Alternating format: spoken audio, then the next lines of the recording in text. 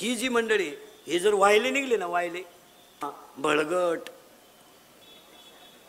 ही जी मंडळी हे जर वाहिले निघले ना, वाहिले, त्या दुकानाला फक्त फळी आहे मध्ये, वस्तू इकडे आहे इकडे, इकडं जर मिळाली नाही तर तो म्हणतो इकडे घे. आपली अवलाद तशी नाही. नगरला जाय, तिथं नको घेऊ, तिथं तितका खराब माल कुठंच यानं वाटोळ झाला आपल्या लोकांना. आणि हे जे माणसाने ही कंपनी जी काढली महाराज, तर ह्याच समाजात काळ्या आईची सेवा करणारा एकच वर्ग आहे शेतकरी. बाकीच्यांना कोणाला घेणं नाही. याच्यावर तुमचं मत काय? या जगात कष्टानं खाणार 10 लिटर दूध काढी ती शेतकऱ्याची बायको, 3 मुळे उसाच्या तुडी ती सर्दी होईना तिला, याची लिफ्टनं वर जाती, लिफ्टनं खाली येते, मणक्यात गॅप, डोळ्याला अंधार आहे. अगं तू जगती तरी का आला? जर त्यालाही मोकळं करीन तोही गुंतून ठेवला, त्यालाही दुसरी करता येईन आणि तूही उलथानं काय करते त्याला? महाराज कष्ट या जगात फक्त शेतकरीच करतो. काय मत आहे तुमचं? बाकी सगळे लबाड. घामाचा पैसा कोणाचा आहे? शेतकरी. आणि हे सगळं राष्ट्र कोणी जगावलंय? नवरा बायकोन 4च माणसं आहे शेतकऱ्याच्या घरात, त्यांना 4 पोती गहू लागत आहेत, तिला 8 पोती पिकित आहे का? बाकीचे 4 की एडपट सांभाळायला यांना काय? आणि दान धर्म कोण करतोय? शेतकरी. आता शेतकऱ्याच्या घरात जाऊन पहा तुम्ही, 15 माणसांचा स्वयंपाक 15 मिनिटात, पिठलं भाकर पण दणकून. या हलकट माणसं मोजी द्या, 5 सांगितले 6 वाढला, संपल्या चपात्या. आणि त्याची बायको म्हणते निवांत जेवा. वांग खाता का निवांत जेवा? एवढ्या चपात्या वाढते का शेतकऱ्याला? ते चांगलं गांजा प्यालं तर बैल बसत, तुझ्या चपातीचं काय घेऊन?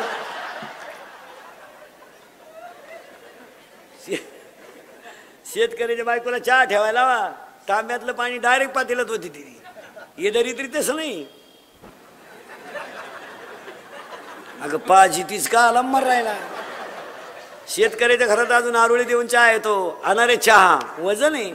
हे हलकटांचं तसं नाही, हे खिडकीजवळ जाते आय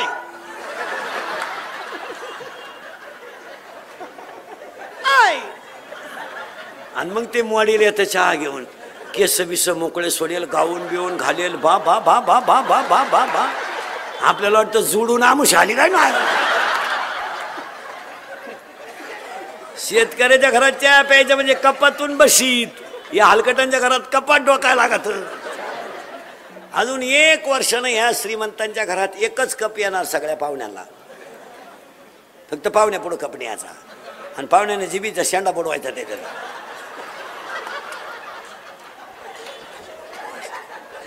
आणि त्या बाईनं म्हणायचं बाबाचा प्रसाद घे, आग लाव त्या प्रसाद. अरे सोनं ते सोनं, सोनं ते सोनं, शेतकरी तो शेतकरी. हो आता ऐका, मग ह्या कंपनीची गरज का? तर ह्या कंपनीमुळं एक झालं, थेट विक्रीमुळं त्याच्या वस्तूची किंमत त्याला योग्य मिळाली. कारण शेतकऱ्याच्या आयुष्यामध्ये 2 तोटे आहेत.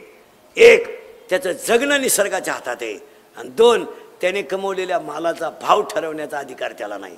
आणि या 2 गोष्टीमुळं शेतकरी माग आहे, नाही तर तो कोणालाच खात नाही. शेतकरी फुगीर आहे, त्याला असं कोणचे भोंगे घेऊन बोंबलं तिंडायची गरज नाही. ते आता गुतलंय म्हणून गंमत झाली त्याची. ते खात नाही कोणला, त्याला काय गरज आहे? त्याचं दूध करा बरं 50 रुपये लिटर, ते माणसं उडीतं का नाही दिवसा? बरं आता ते गुतलंय म्हणजे गंमत. ते पाहत आहे 2 लाखाची वाटी येतात का काय नाही, तर ते त्याला गरज नाही. महाराज तो मुळात राजा आहे. शेतकरी मुळात, त्याला जर योग्य भाव मिळाला ना, आणि शेतीनं जर निसर्गानं साथ दिली ना, ते खात नाही कोणाला. खाईल ते असं कोणाला राम राम घाला येड आहे का ते म्हणते फळ मला साखरपुड्याला येतो का? रोप लावाय आलं, नाग लाव त्या साखरपुड्याला झाल, ते फुगीर आहे, त्याला गरज नाही. पण ती गंमत आहे झाली, ते गुंतलं 2 गोष्टीत. शेती गेली त्याची निसर्गावर, आणि त्याने पिकवलेल्या मालाचा भाव ठरवण्याचा अधिकार त्याला नाही. आणि ह्या कंपन्यांमुळे निदान एवढा फायदा झाला की त्याचा माल त्याला कधीतरी तरी विकता येईल. कारण शेती आता, आणि परत सांगून ठेवतो, या देशात 1 दिवस तरी शेतकरी राजा होणार आहे, हे ध्यानात ठेवा. थोडे दिवस आलेत आता. कंपन्यावाल्यांचा कार्यक्रम जवळजवळ हे MIDC मधले ते आले पिटले, आता त्यांचा विषय मिटला. पोरांनो, डीएड बंद झाले. बीएड नीट उत्तर द्या. बीएड बंद झालं, डीएड बंद झालं, एटीडी बंद झालं, डिप्लोमाला जवळजवळ कुलूप लागले. 10 वर्षात इंग्लिश मिडियमला कुलूप. मग ह्या देशात एक दिवस बुलेटला हॉर्न शेतकरीच वाजवणार. राजकारणाचं जवळजवळ भोजापूर झाले, काय त्याच्यात राहिलं नाही. काय त्यात उगाच नाही घरी काम म्हणून हिंडायचं नाही, तर त्याच्यातही काय राहिलं नाही. आता राजकारणात काय दम राहिला? आता काय दम राहिला? 3 महिने एकमेकाला मोकार शिवाय दिला ना. आता एका कोंबडी उकुदली, आपण बसलो ना बांबू, आपलं झालं वाटोळं. आपण म्हणलो ते काच द्यायला काच. तेव्हा कार्यकर्ते मंडळी, भाऊ आता बास करा जरा, आमच्या टोळीत या, एवढी गळ्यात लटकवा. तिकडे काय राहिलं नाही. आता बारा काय राहिले?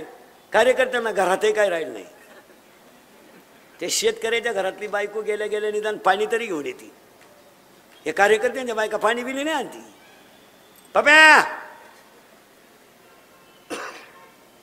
पप्या त्याला विचार खायचंय का? कोणला? त्याला का तो बाहेरून खाऊन आलाय? पाय राजा शेतकरी आहे हो. आणि शेती परवडत का नाही याची कारण सांगतो. आता हे कंपनीची तर भरभराटी होणार आणि ही काळाची गरज आहे. आता तुम्ही म्हणाल महाराज तुम्ही शेतीवर बोला. शेतीवर मुद्दा कीर्तन शेतकऱ्यासाठी. शेतीतलं उत्पन्न पहिल्यापेक्षा कमी झालंय, मान्य आहे तुम्हाला? हा म्हणा, नाही तर नाही म्हणा. 70चं ॲव्हरेज 35वर आलंय एकरी. यंदा तर तुऱ्यामुळे 35 निघालं.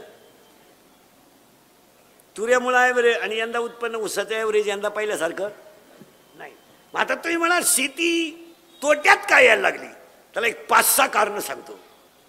पटले तर हा म्हणा. वारंवार त्याच जमिनीत तेच पीक घेतल्यामुळं जमिनीची उत्पादन क्षमता कमी झाली. यावर आपलं मत काय? वारंवार तेच पीक. मेला ऊस तुटला, जूनला रोटा, 1/6ला लागवड, पुन्हा 18 महिने त्याच्याकडं पैसा नाही. परिणाम काय झाला? शेती थोडी जरी असली ना महाराज, तर थोडासा गॅप घ्यायचा. काय मध्ये तुमचं? चेंज करा ते पीक. आता समजा ज्यांचे ऊस तुटलेत ना, आता 6व्यापर्यंत तर काही लागवड करायची नाही ना. मग 3 महिन्यामध्ये गहू निघून जाते, 3 महिन्यामध्ये मका निघून जाईल. पण त्या जमिनीला मिनरल सॉल्ट वेगळे मिळतील. वारंवार त्याच जमिनीत तेच पीक घेतल्यामुळं जमिनीची उत्पादन क्षमता कमी झाली. हे तुम्हाला मान्यच करावं लागेल. 2, केमिकल युक्त जेवढी औषध आहेत, टाटामेट्री, निरा 71, राऊंड अप, गोल, M45, M35, अविनाश, तुम्ही निरा 71 बांधाला मारा आणि 2-3 दिवसाला जा, गवत जाते पण ती जागा फुसफुशीत होते. पाय जातो, ज्यामध्ये जमिनीतल्या बॅक्टेरिया गायब झाल्या. परिणाम काय झालाय? शेणखतच जमिनीला मिळत नाही. म्हणजे पिकाला लागणारं पोषक मिनरल जे आहे ते आपल्या जमिनीत राहिलं. हे मान्य आहे का सांगा? 4थं वाक्य. शेतीला पूर्वी बांध असायचे, बांध, आणि बांधावर बाबळीची, लिंबाची, आंब्याची झाडं राहायची, खोडं मोठमोठी राहायची. ती झाडं का राहायची? आज बांध गेला, पोल आला, झाड राहिलं नाही, त्या पिकाला ऑक्सिजन आणि कार्बन डायऑक्साईडच मिळत नाही.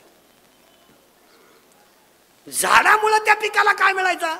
परत 700 सायंटिफिक भाषेत सांगा शाळेतल्या पोरांना, एक माणूस 24 तासात 21,600 वेळा श्वास घेतो. एक माणूस 24 तासात 21,600 वेळा श्वास घेतो. म्हणजे आता आणि बाहेर त्याला 3 सिलेंडरच्या टाक्या एवढा वायू लागतो एका माणसाला 24 तासात. एका टाकीची किंमत 900 रुपये आहे. 2700 रुपयाचा वायू एक माणूस निसर्गातून रोज फुकट घेतो. किती तासात? 24 तासात. मग एका माणसानं जर एक झाड जगवलं शेतीच्या बांधावर, तर त्या झाडांमधून मिळणारा जो ऑक्सिजन आहे, जो कार्बन डायऑक्साईड आहे, तो त्या पिकाला पोषक ठरेल. तुमचं काय मत आहे? पण झाड ठेवायचं नाही असं ठरवून टाकलंय आपण. झाड ठेवायचं नाही. आणि 4थं कारण झालं शेतीला.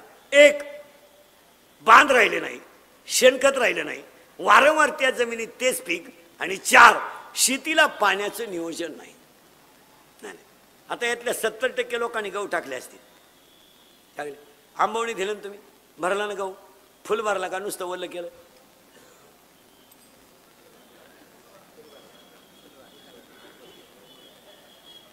पाणी लावून लागणार गेला तू. तिकून आला तर दुसरीचे कांदे भरून मोकळा झाला. ती आईला गहू फुटून गेला काय कांद्यात? त्या पिकाला तेवढ्या पाण्याची कॅपॅसिटी नाही ना. तुम्ही त्याला तेवढं देता का नाही? शेतकरी माणसं आहेत. मला एक सांगा, गाईला वासरू झाल्या झाल्या तुम्ही त्याला थोडा चिक पाजिता का चारी सड फुल पाजिता? का बरं? त्याला चारी सड फुल पाजा ना, परत गाईजवळ वासरून याचा ताणच नाही, वासरू जागणारच नाही. त्या वासराची दूध पेण्याची कॅपॅसिटी नाही, त्याच्यापेक्षा तुम्ही त्याला जास्त दूध देण्यात मजा नाही. उतरलेल्या गावाची तेवढं पाणी सहन करण्याची ताकदच नाही, तर तुम्ही त्याला तेवढं पाणी देण्याची काही. उभं राहा ना, काय फरक पडला? उभं राहा ना, फक्त शेवटच्या टोकापर्यंत जाऊ द्या. जिरेपर्यंत भरतोय वाफा.